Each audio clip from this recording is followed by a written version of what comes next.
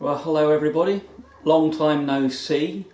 I think it's been over a month since I've put anything out on YouTube. I have been around and about a little on the YouTube Machinist group. Once again, health issues have got on top of me, and both physical health. Just feeling unbelievably tired a lot of the time, which then causes depression, which tends to spiral all the other symptoms for a while. And anyway, feeling somewhat restored of late, and I did film one or two little bits of a video, which I haven't, some of them I haven't even downloaded from the camera yet, but hopefully they'll come together and make up a little segment. And a warm welcome to all my new subscribers. I seem to have been picking up quite a few lately, despite the lack of output. Perhaps that's due to the little article that was in Classic Bike Guide on the Marini Club bike, which included a link to my channel. Speaking of the channel, there's an easy way of finding it these days. I bought my name as a domain name, so you can just go to paulcompton.co.uk and that directs straight to my YouTube homepage. So thanks to all my subscribers, new and old, and hopefully the output will pick up a bit, which will make me feel better if nobody else. So hopefully we'll see you all soon. Well, things have changed a bit in the workshop. This area over here is where my big cast iron workbench used to be, and I have moved out all the grinding equipment. So, well, starting on the left, there's my Wolf offhand grinder, and in the centre is an Eagle. In my case, this particular Eagle is a Victor Engineering made machine, because they were made in various forms under various names, and this one came with the which is tucked out the way at the moment, with the factory coolant shields on it, and it's in pretty nice condition. I think there's minimal, if any, wear in the ways, though there is a bit of backlash in the crossfeed screw. Anyway, that's going to get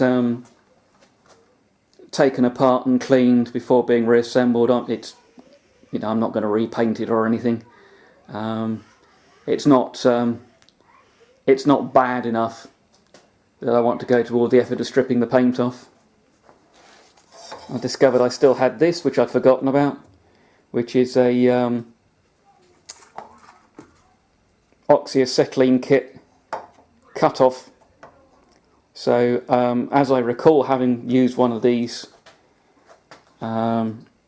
at college many years ago, there's normally a like a pilot flame running off this outlet, and then your oxyacetylene runs off the other pair, and you just hang the torch on the hook, cut off the gas supply, and then you can relight from the pilot flame. And into the corner is my Myford MG12 cylindrical grinder, which I bought a good few years ago and have never actually ground any metal in anger. I had to do a complete electrical refit. There's now a couple of variable frequency drives in it, one for the wheel head and the other for the hydraulic pump, because this is a full automatic one with power traverse and automatic infeed. And I replaced the speed control for the work head, which is a shunt wound DC motor. But those were towards this side, where I've got a whole load of racking up, and the workbench has gone across the end window, which is a convenient place for working, but possibly not for videoing due to the light washing everything out. I might have to put up a roller blind to take the edge off. And there's a couple of little items on the bench, one of which is the Marini flywheel, which was in the last video that I put out, and I was recovering where a partially stripped flywheel puller had been welded in to get the flywheel off, and I just got the final remains to come out, and basically I quit last time because I was my head just wasn't in the game at that point, and it was best to stop. But I went back later and I got that remains of the thread out, and the thread is okay, which I didn't recall it being okay. It is, however, loose on either of my two pullers, even the better quality one. So I think this just happened to be a thread that had drifted to the higher end of the tolerance range, and the cheap soft puller had, possibly because the spring washer had been left in, which means that you don't get as much engagement as would be wise, had stripped. So I think that's now usable. I've got an Align power feed, just like the one I've got on my Bridgeport on the bench. This was another bargain off the clearance table at Kronos, and it could be 2 or 3 years ago since I picked this up. And the only thing wrong with it was that somebody had tried to run it from 240 volt, and they had blown a varistor on the main circuit board and more or less vaporized the circuit breaker. So I think the main board is actually okay, but I need to source a replacement for the circuit breaker. And we have a small piece of steel on the bench with which I shall trap my fingers. Oh no, we managed not to. So got my hand in for scale. It's I think it's about 13 inches by 10, and it's what was it, 360 by 260. I forget the actual dimensions I ordered, with a 115mm hole, and this is to make a stand for my engine boring bar, so that the cylinders can go up from the bottom, the boring head sits on top, and we can try some cylinder boring. And I ordered this from Patrick Steel in Coventry. It's a 28mm thick, with a minimum clean-up Lumsden grind or Blanchard grind to the my American viewers. Minimum clean-up on both sides to make it parallel, and it cost me the grand sum of £48, including the dreaded VAT. Unfortunately, a friend was able to swing by and pick it up, because the delivery would have probably bit of a killer on it. So we'll be making a little stand for that. Now, one little job, which I don't know if it will actually make it onto this video, is this very early Marini frame, and I've got to take the centre stand off. This thing needs to go and get blasted and powder coated, and the bolt should be rotating with the stand, and instead the stand is rotating on the bolt, so it's seized inside this cross tube. I've been dosing it with a little duck oil from time to time, but I'll probably have to put some heat on it. I've got the impact gun to hand, and an old cheap ratchet welded up into a strong arm with a cheater bar on it, so that with a bit of patience and a few doses of heat we should be able to break that loose without having to damage anything or resort to sliding a hacksaw blade between the stand and the frame, which is sometimes the only way to get it done. And you never know, this bike might turn into a build project.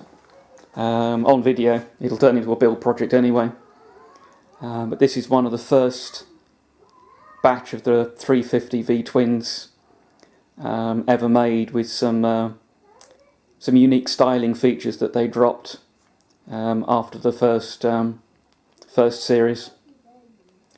So generally speaking, in here it's all looking a little bit tidier, and the camera doesn't really show it, but it feels much more spacious.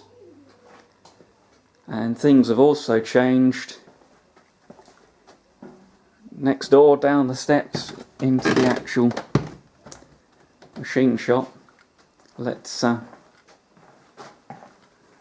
throw some light on the issue. There we go. So down this end, the Harrison and work area are as messy as usual. Likewise the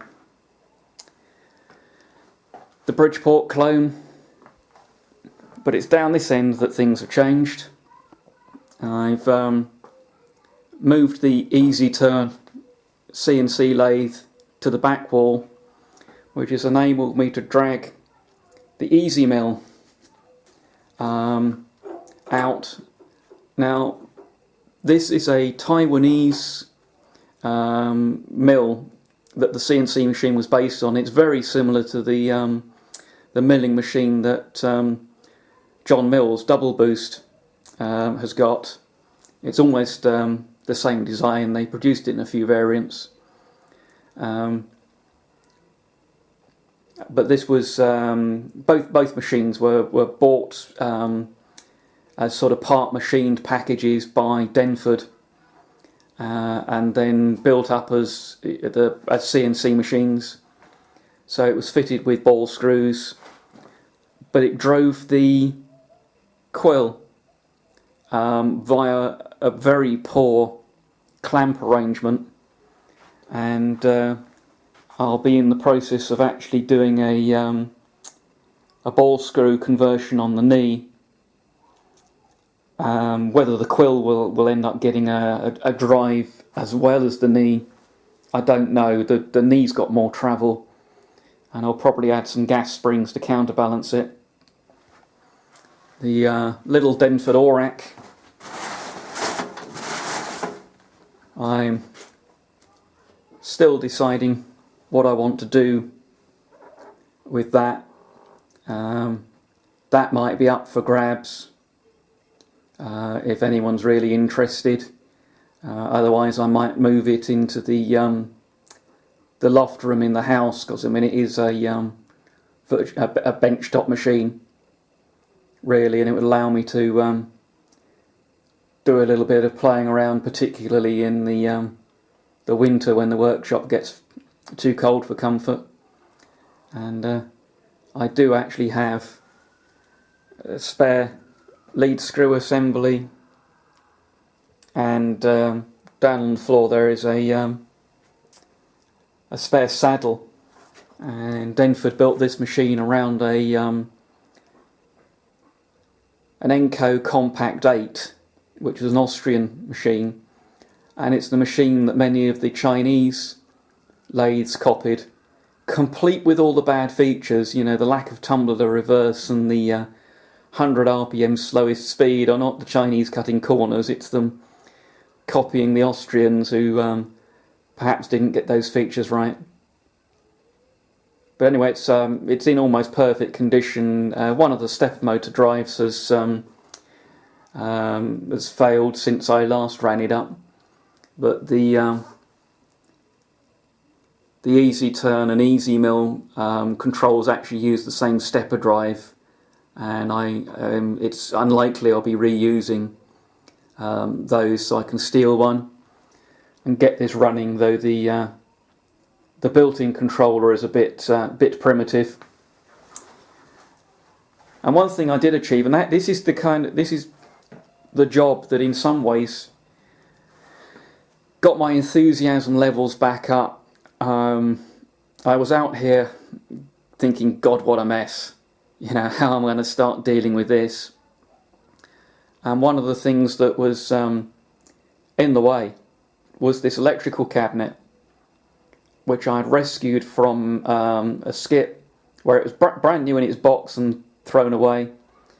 Couldn't let that go, and even though I hadn't found a use for it, I couldn't get rid of it, and I couldn't work out where to put it out the way, and it got shoved down this end of the workshop next to the bandsaw.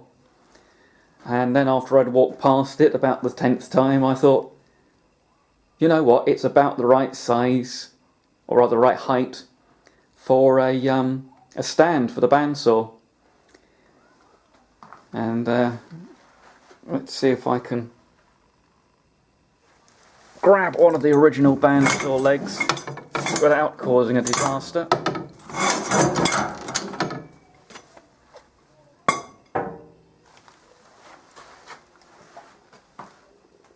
There we go, that's one of the original rather spindly legs.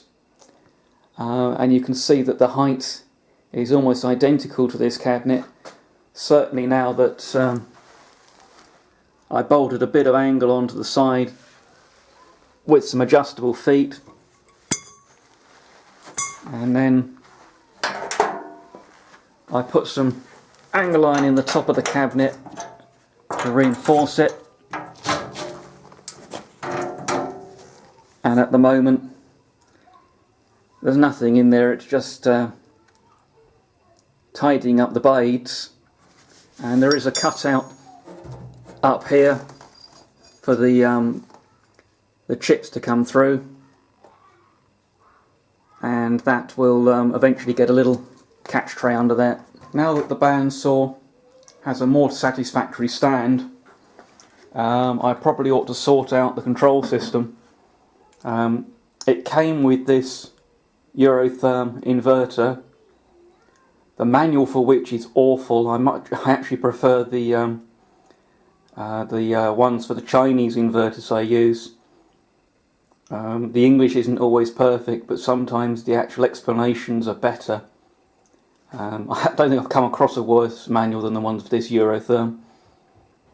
But you know, I'm using the front panel, and really that ought to go down into the cabinet with a remote control on it. And the other thing is, this is really a wood cutting bandsaw, with the speed range only having recommendations for aluminium. It is the Bandit 5, which is the 5-speed version. They did do a Bandit 10, which had an additional 2-speed gearbox. Well, what I'm thinking is that I'll move the motor down onto the cabinet, and then put a secondary reduction stage. At the moment I'm running the motor at 20 Hertz, down from 50, which means that I'm losing a lot of torque and power, and you can stall the blade out fairly easily if you're not careful. Which, I mean, that's fine. The inverter then, you know, cuts down to a minimum level, so it doesn't damage anything. But it's a bit annoying when you're trying to get a cut done. So, little bit of progress, but we still have utter chaos in other places, and in particular all these wooden drawer units that I saved from work. They don't handle weight well, they don't slide well, particularly when they get damp. So at some stage I plan to replace them all with metal cabinets with roller slides.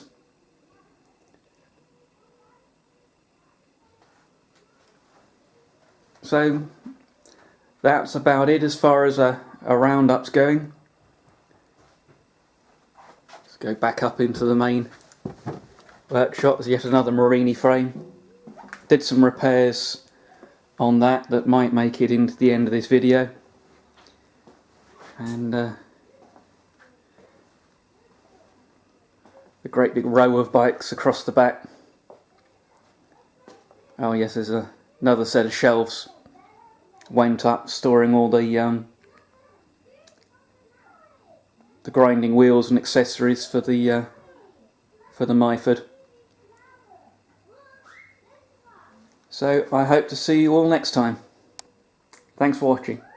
Of Marini 350 frames here on the bench, and the one that's upright at the front here is from one of the very first series of bikes of the 350 V twins, and I don't think there's anything wrong with it. It needs a blast and a session in the powder coater, but I've got it up here because the frame that's upside down behind it is missing these little lugs that hold the side panel on, and there's a couple of styles of side panel. There's this early rounded style that's quite sought after. There's a later more angular style that I actually quite like, and then there's another style that wraps around the mountings for the suspension here, which was associated with the later 80s bikes with too much plastic on. Not quite as nice styling. Anyway, I'm using this frame to create a simple jig for the position of these lugs. So I've just taken a piece of wood, drilled a couple of holes with the wood hard up against the frame, and pretty much parallel with the top, and then I've just got an angle marked on here, so that gives us our position. And somewhere around here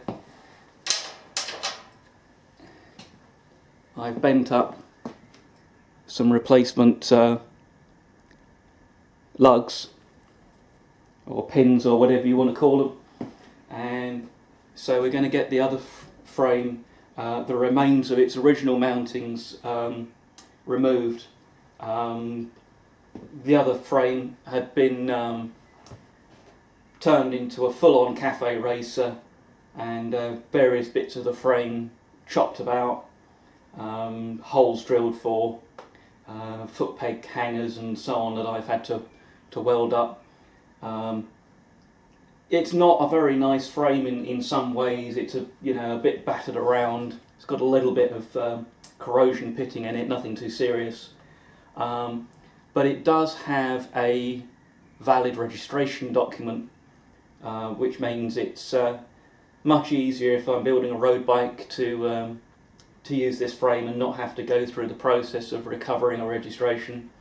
So I'll get this frame down off the bench and get the camera moved around, and we'll have a look at removing the remains of the old lugs.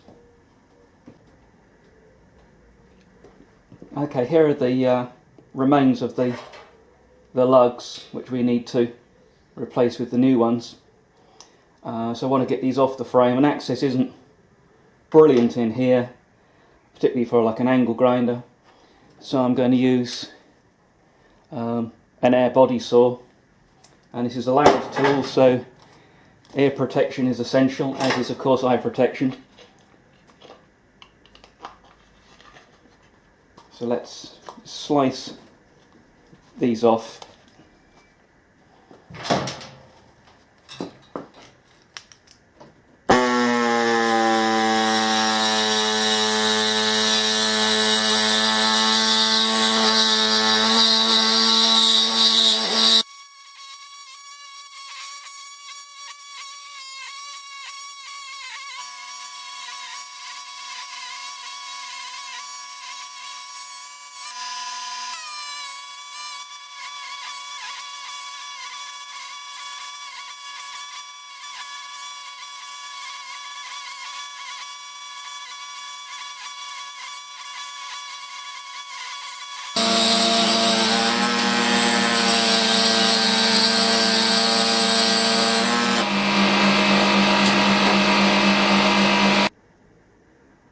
Okay, so we've sliced those lugs off quite neatly and fairly close to the frame. So I'm just going to go at them with the air file for a bit and get a bit more removed, and certainly all the surrounding paint, so that we can weld it.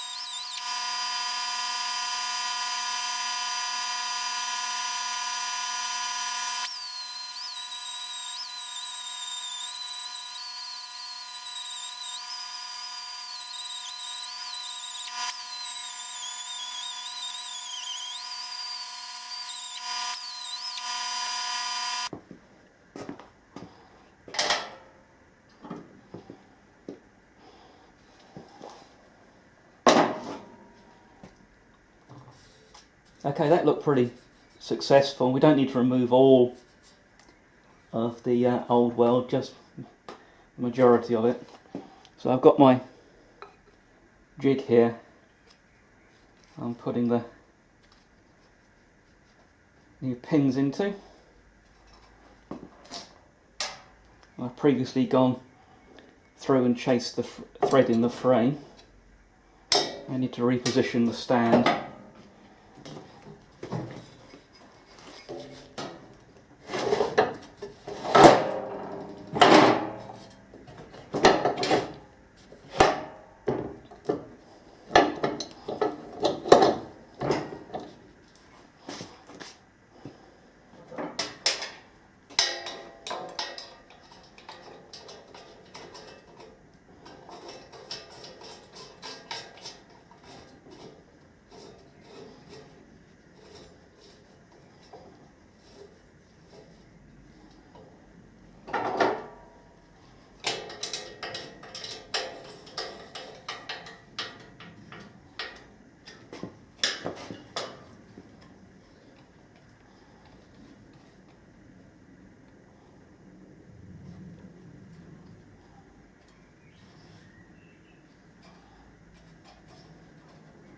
I think that pin might be a little bit on the long side. We'll change it for another one.